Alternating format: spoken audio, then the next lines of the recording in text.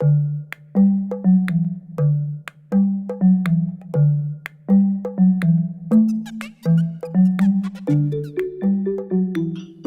everyone, this is Laura Manqui and you're watching the Flourish Empowering Thought of the Day. Today I'm going to tell you a story that has been very hard for me to share here. I've actually created other videos where I've spoken about it, but I haven't shared them online because I've been embarrassed to do so.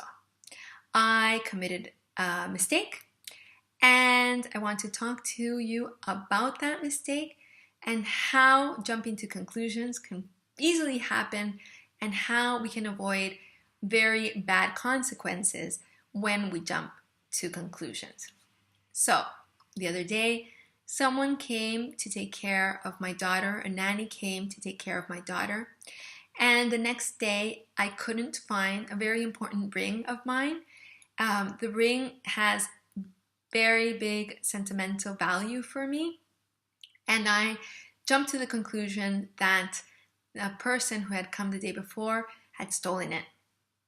I'm super embarrassed to say that this happened, but it was something instinctive. So I just put two things together. This person came yesterday. I saw the ring before yesterday. Today it's not here. Stolen by this person. No, horrible. So what happened? I've kind of freaked out and started thinking about the nanny service and then that I was going to call the police. And luckily I did not do that. I spoke to my husband and my husband said, "Are you 100% sure? Is there any possibility that you are wrong?" And that's what I wanted to talk to you about. Being wrong. So it's hard for us to actually believe that we are wrong about a situation. It's easy to believe that what we're thinking is true. And in this case, I jumped to a conclusion. But I'm sure that you have seen yourself in situations where you've jumped to a conclusion and you feel that it's absolutely true, and then you realize it's not true. In my case, I looked for the ring and I found it after that conversation with my husband.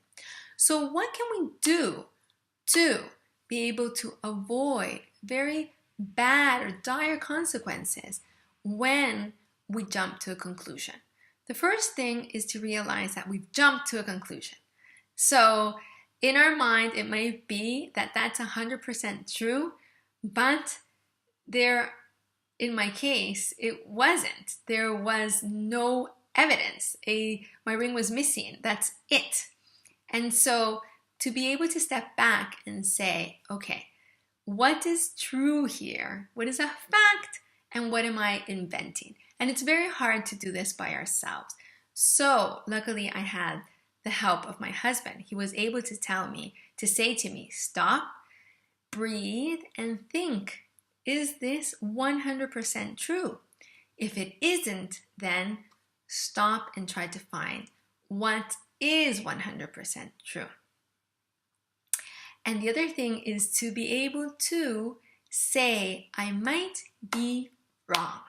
So it's not just that you don't have the facts. It's the ability to say, I make mistakes.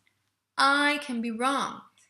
We can understand that we do make mistakes and we are wrong. Maybe not all the time, but very often. At least in my case, very often. It's not that I'm jumping to conclusions all the time, but it's easy for us to fall into grabbing a few facts and just making something real in our mind. So the ability to step back and say, I think I've made a mistake here. How can I see that? And stop yourself and breathe and give yourself a space. The moment that you will take to be able to understand if this is true or not is moments that you may be avoiding very bad consequences. In my case, very, very bad consequences. I hope that this thought has been useful for you. It has been a humbling experience for me. And I hope to see you back again on Monday for another Flourish Empowering Thought of the Day.